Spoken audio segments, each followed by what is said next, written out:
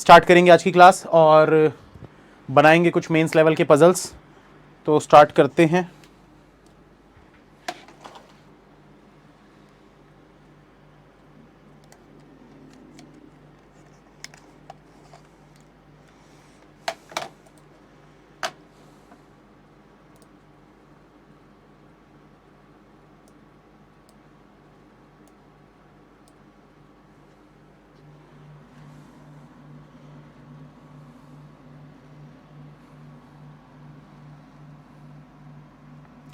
चलिए, पहला क्वेश्चन आपकी स्क्रीन पर, एक बार जल्दी से इसको देखिए और बनाने की कोशिश करिए।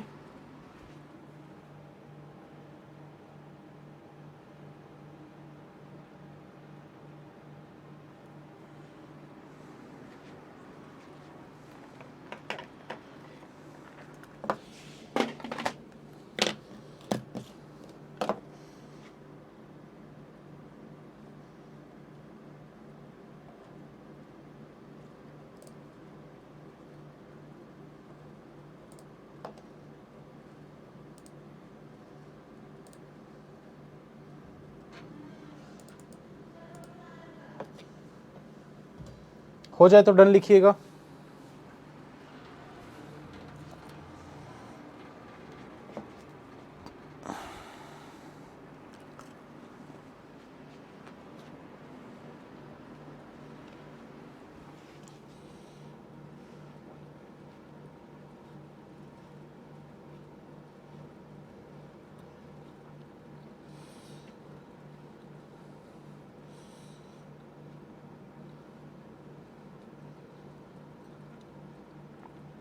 सर इसमें करना क्या है?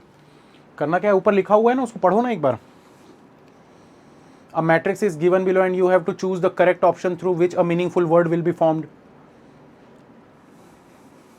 तो मीनिंगफुल वाला है तो क्या करना है आपको?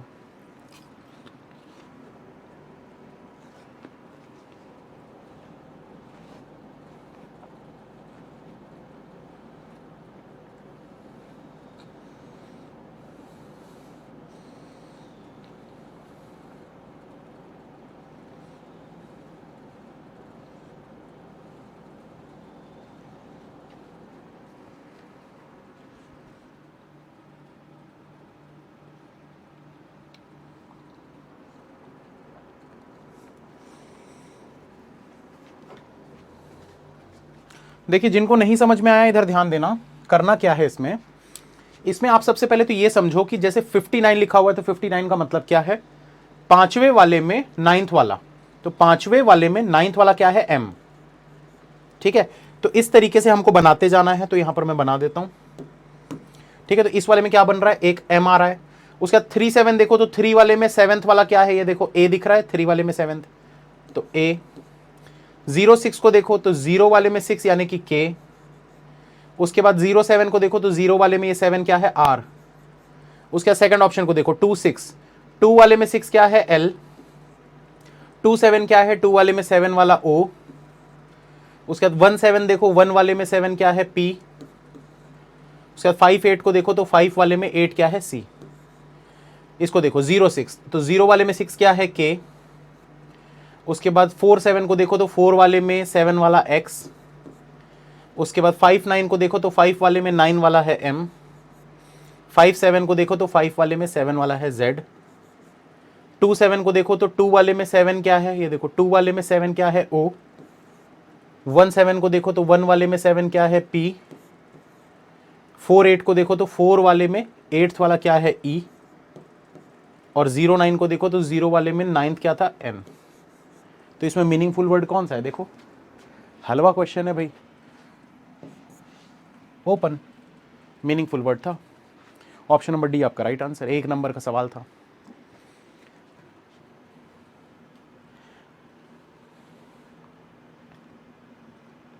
ठीक है, चलिए आगे बढ़ते हैं। नेक्स्ट क्वेश्चन देखिए जल्दी से, इसको बनाने की कोशिश करिए। देखो, जब तक ट्राई नहीं करोगे ना, चीजें नहीं बनेगी। एग्जाम में ऐसे नए नए टाइप के क्वेश्चंस देखने को मिलेंगे आपको। आपको ट्राई करना पड़ेगा एग्जाम में।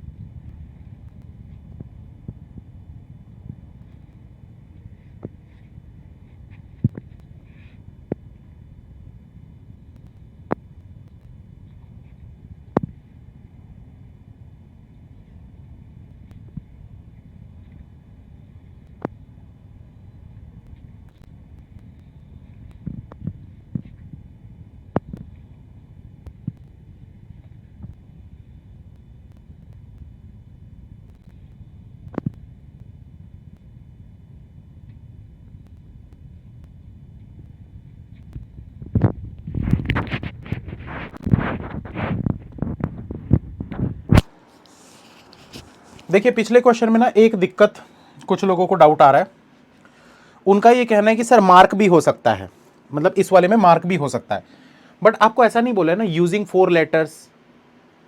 आपको ऐसा बोला है क्या कि इन 4 लेटर्स को यूज करके कोई मीनिंगफुल वर्ड बन रहा है क्या? ऐसा नहीं बोला है। वो बोला है कि सीधा ये जो दिया है ये एक मीनिंगफुल वर्ड बन रहा है कि नहीं, तो ये एक मीनिंगफुल वर्ड बन रहा है। ये क्या है? MAKR, ये कोई मीनिंगफुल होता है क्या? नहीं होता। LOPC होता है क्या? नहीं होता। KXMZ होता है क्या? नहीं होता। तो आपको सिर्फ ऐसा देखना, अगर आपको यहां पर ऐसा दिया जाता ना, the options has pair of digits that has first digit of the row and second, ये तो ठीक है। A matrix is given below and you have to choose the correct option through which a meaningful word will be formed. इस option से जो meaningful word बन रहा है, इन 4 लेटर्स को यूज करके मीनिंगफुल वर्ड बन रहा है, ऐसा नहीं बोला है वो कि आप इसको इधर उधर करके शफलिंग करके कोई वर्ड बना लोगे, वैसा नहीं करना है। ठीक है,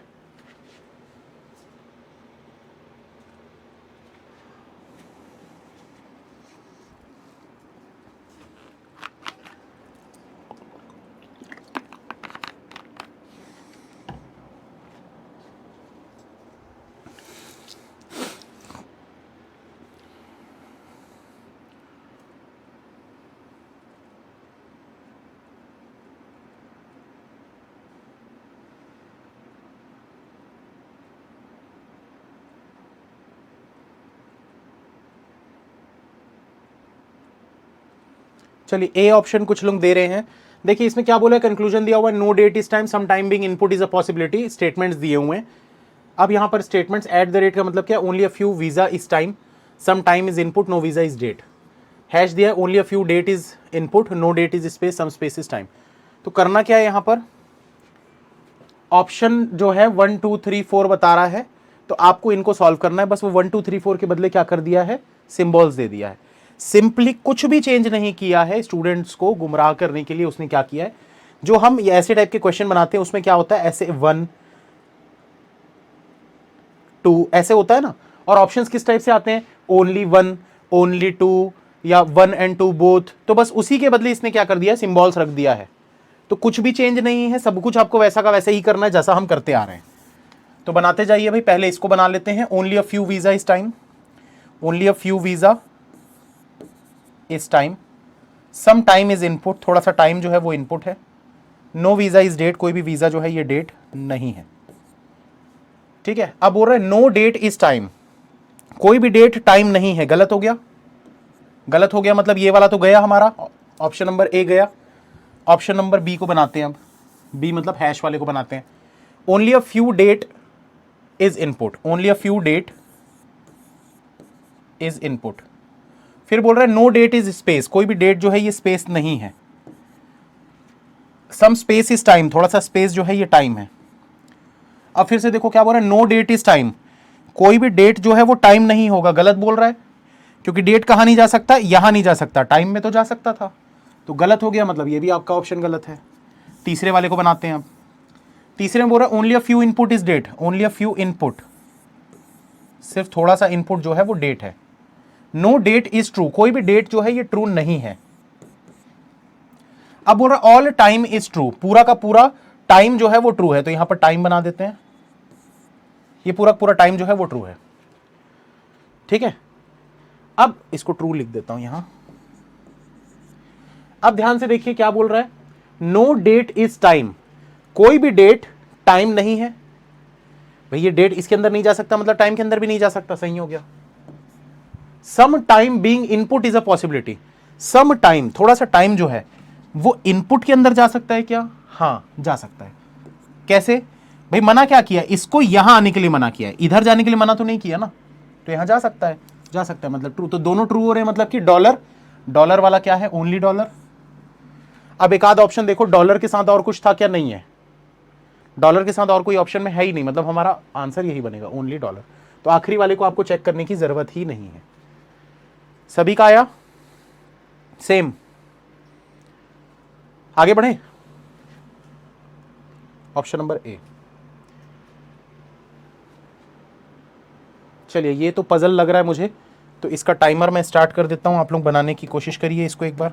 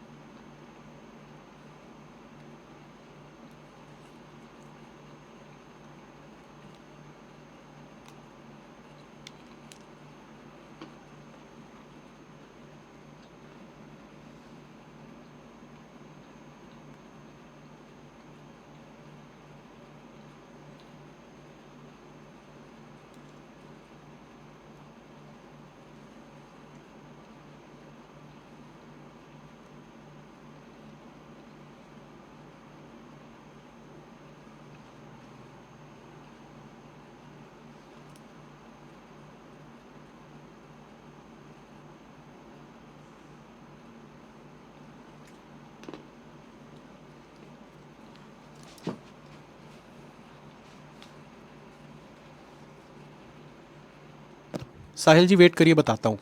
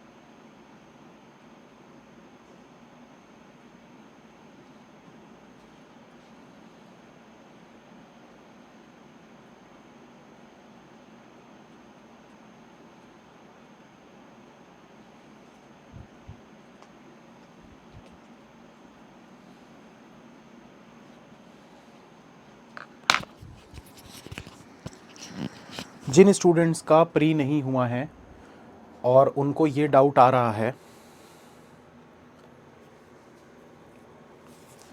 इधर आके बताता हूँ। जिन स्टूडेंट्स का प्री नहीं हुआ है और उनको ये डाउट आ रहा है कि क्या हमें मेंस की तैयारी करनी चाहिए या नहीं करनी चाहिए, या प्रीलिम्स की तैयारी हमको फिर से स्टार्ट कर देनी चाहिए, तो दोस्तों ये बहुत गलत तरीका होगा अगर आप सिर्फ फिर से अब प्रीलिम्स की तैयारी पे लग जाएंगे तो। क्योंकि देखो, प्रीलिम्स की तैयारी आपने एक बार कर ली है, हो सकता है आपके जो नंबर हैं वो 2 4 5 7 8 10 नंबर कम रह गए होंगे, पर इस 8 10 नंबर के लिए फिर से शुरू से प्रीलिम्स की तैयारी करने की ज़रूरत नहीं होती है। आप मेंस की तैयारी करते रहिए, मेंस के क्वेश्चन बनाते रहिए। मैं बार बार ये चीज़ आप लोगों को बोल रहा हूँ, अंडरस्टैंडिंग का लेवल आपका बढ़ेगा, दिमाग तेज होगा, तो आपके वो 8 10 नंबर कब बढ़ जाएंगे आपको पता भी नहीं चलेगा। तो आप अपने मेंस की तैयारी पे पूरा का पूरा फोकस करो। प्रीलिम्स की थोड़ी बहुत क्लासेस करते रहो, साथ में अपनी सेल्फ प्रैक्टिस करते रहो, मॉक टेस्ट देते रहो, मोर देन सफिशिएंट है। क्योंकि प्रीलिम्स आप पूरे साल भर पढ़ते ही रहोगे। अगर मान लो इस साल नहीं भी होता है, भगवान करे इसी साल हो जाए, बट अगर मान लो इस साल नहीं भी होता है तो अगले साल की तैयारी के लिए भी पूरा साल भर प्रीलिम्स पढ़ते रहोगे, बट मेंस पूरा नहीं पढ़ोगे। तो इसलिए अभी से मेंस पे फोकस करो ताकि आप अगला साल पूरा मेंस पढ़ते रहो। इससे आपकी प्रीलिम्स प्लस मेंस दोनों की तैयारी साथ में चलती रहेगी। तो स्किप मत करो मेंस को तो कंटिन्यू चलने दो। जो थोड़ा बहुत समय मिलता है उस पर आप प्रीलिम्स की तैयारी करो। चलिए स्टार्ट करते हैं इसको। उम्मीद करता हूं सॉल्व हो गया होगा।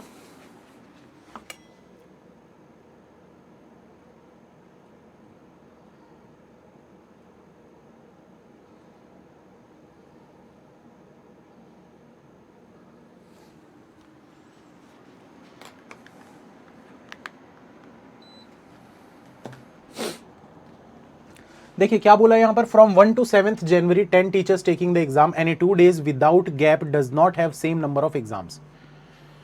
क्या बोला है, 1 से 7 जनवरी तक 10 टीचर्स ने एग्जाम लिया है, any 2 days without gap does not have same number of exams. ठीक है, at least one and at most 2 teachers take the exam on same day, there is only one exam on 1 January. तो यहां से start कर देते हैं। 1 से 7 जनवरी बोला है तो हम यहां पर क्या करेंगे, सबसे पहले 1 से 7 जनवरी बना लेते हैं। 1 2 3 4 5 6 और 7।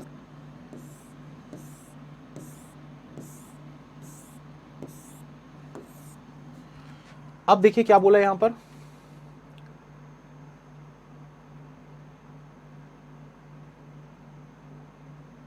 देयर इज ओनली वन, कहाँ गया यार, there is only one exam on 1 January, ये बोला था। तो 1 जनवरी को सिर्फ और सिर्फ एक ही एग्जाम है, तो हम यहाँ पर ऐसा कर लेते हैं कि ऐसे दो बना लेते हैं, क्योंकि दो एग्जाम मैक्सिमम हो सकते हैं। तो यहाँ एक ही है, मतलब यहाँ पर कोई एग्जाम नहीं होगा, एक ही एग्जाम होगा। ठीक है, अब आपको क्या बोला था, any 2 days without gap does not have same number of exam, does not have same number of exam. Any 2 days without gap does not have same number of exam, ये की पॉइंट था इसका। इसका मतलब क्या है कि दो कंटिन्यू दिन में सेम नंबर ऑफ एग्जाम नहीं होते। अगर यहाँ एक हुआ है तो यहाँ दो होंगे, फिर यहाँ एक होगा, फिर यहाँ दो होंगे, फिर यहाँ एक होगा, फिर यहाँ दो होंगे, फिर यहाँ एक होगा। कितने हो गए, 1 2 3 4 5 6 7 8 9 10, 10 बोला था, 10 बन गए। यही की पॉइंट था। अगर आप ये समझ जाते तो क्वेश्चन आसान हो जाता। आप में से 50% लोगों को यही चीज़ समझ में नहीं आई होगी, और यही है अंडरस्टैंडिंग, जो मैं बार बार बोलता हूँ ना, अंडरस्टैंडिंग बढ़ेगी, अपनी अंडरस्टैंडिंग बढ़ाओ, सोचने की क्षमता बढ़ाओ। वो यही चीज़ है कि देख के आपको अगर ये समझ में आ गया तो क्वेश्चन हलवा हो गया, और नहीं तो नहीं बना। ठीक है, आगे देखते हैं आगे क्या बोल रहा है। आगे बोल रहा है, the number of students in the exam hall increases by the factor of 3 6 9 12 and so on starting from 1 जनवरी। एक बार फिर बताइए। अरे आपको बोला है एनी 2 days विदाउट गैप, मतलब कंटिन्यूएशन में 2 दिन जो है, आपको बोल रहा है कि सेम नंबर ऑफ एग्जाम नहीं होने चाहिए। तो अगर बोला है कि 1 जनवरी को एक एग्जाम था, यहां पर देखो लिखा है there is only one exam on 1 January, तो अगर यहां एक एग्जाम है तो यहां 2 एग्जाम होंगे, फिर यहां एक एग्जाम होगा, फिर यहां 2 होंगे, फिर एक होगा, फिर 2 होंगे, फिर एक होगा।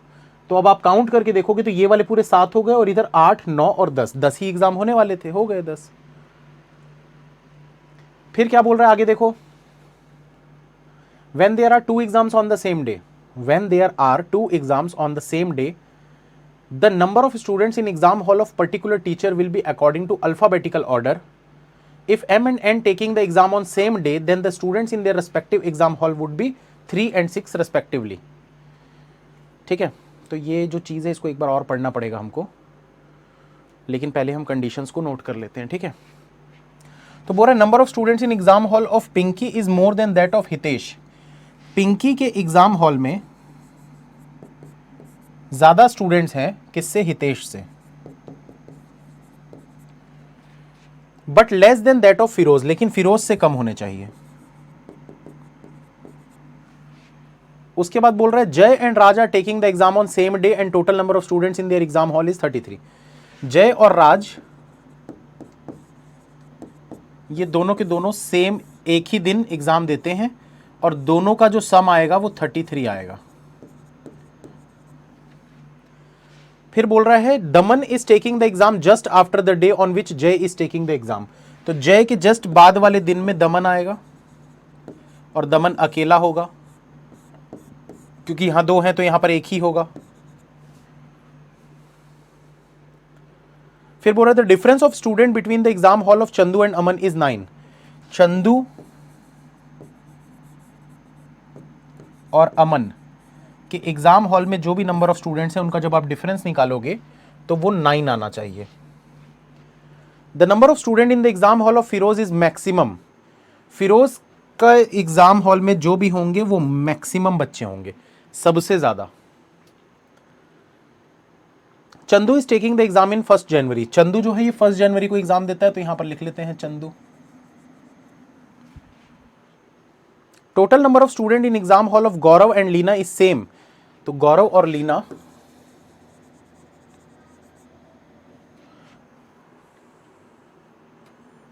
गौरव plus Leena is equals to is same as the students in the exam hall of जय।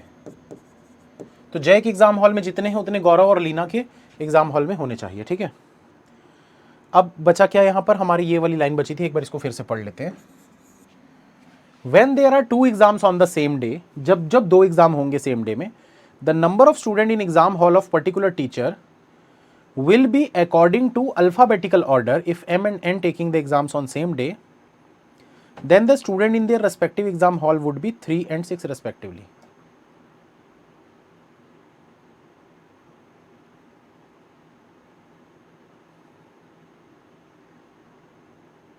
ठीक है, अब यहां पर देखो हमको बोला क्या है, the number of student in exam hall increases by the factor of 3, 6, 9, 12 and so on starting from 1 January. तो 1 जनवरी से स्टार्ट करना है हमको। तो 1 जनवरी से जब आप स्टार्ट करोगे तो यहां 3, 6, 9, 12, 15, 18, 21, 24, 27, 30 ऐसे ही होगा बोला है, हाँ या ना, जल्दी बताओ। यही चीज बोला है, देखो फिर से पढ़ लो इसको। The number of student in the exam hall increases by the factor of 3, 6, 9, 12, मतलब 3 के मल्टीपल में चल रहा है, and so on starting from 1 जनवरी, 1 जनवरी से स्टार्ट करते हुए। तो 1 जनवरी से जब आप स्टार्ट करोगे तो 3, 6, 9, 12, 15, 18, 21, 24, 27, 30। अब अगर आपको पता है फिरोज का मैक्स है तो ये फिरोज यहां पर आ जाएगा।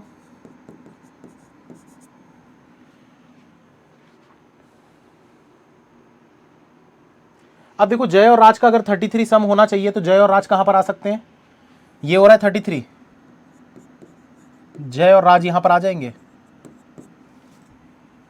जय और राज के जस्ट बाद में दमन है तो जय और राज के जस्ट बाद में दमन यहां पर आ जाएगा। अब देखो जय का टोटल कितना है, 15 है, गौरव और लीना का 15 होना चाहिए, तो गौरव और लीना का अगर 15 होना चाहिए तो 9, 6, 15 दिख रहा है हमको।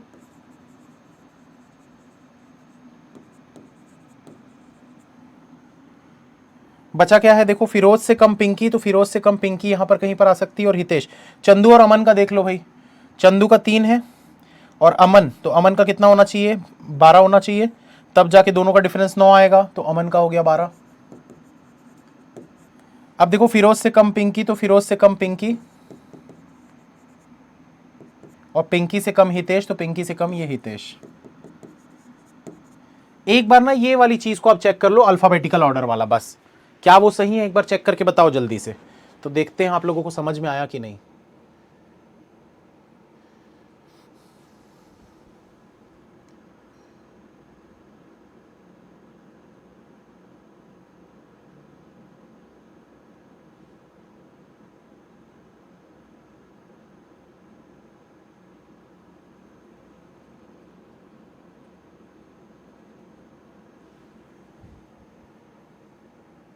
सही है ना। तो क्या था क्वेश्चन में, कुछ भी नहीं था, एकदम हलवा था, 4 से 5 नंबर का क्वेश्चन था, सिर्फ और सिर्फ जिसने दिमाग लगाया उसके लिए ये 4 से 5 नंबर पक्के थे। ऐसे ही तो बहुत लोगों के नंबर बहुत अच्छे आते हैं और कुछ लोग 10-12 नंबर भी नहीं ला पाते।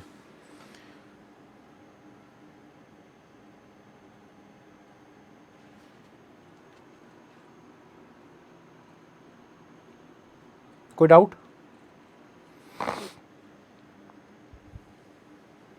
अल्फाबेट नहीं आया, अल्फाबेटिकली तो है यार भाई, आपको बोला है कि एक जगह पे जो भी जैसे नाम आ रहे, 2 लोग अगर आ रहे हैं ना तो अल्फाबेटिकल ऑर्डर में होने चाहिए।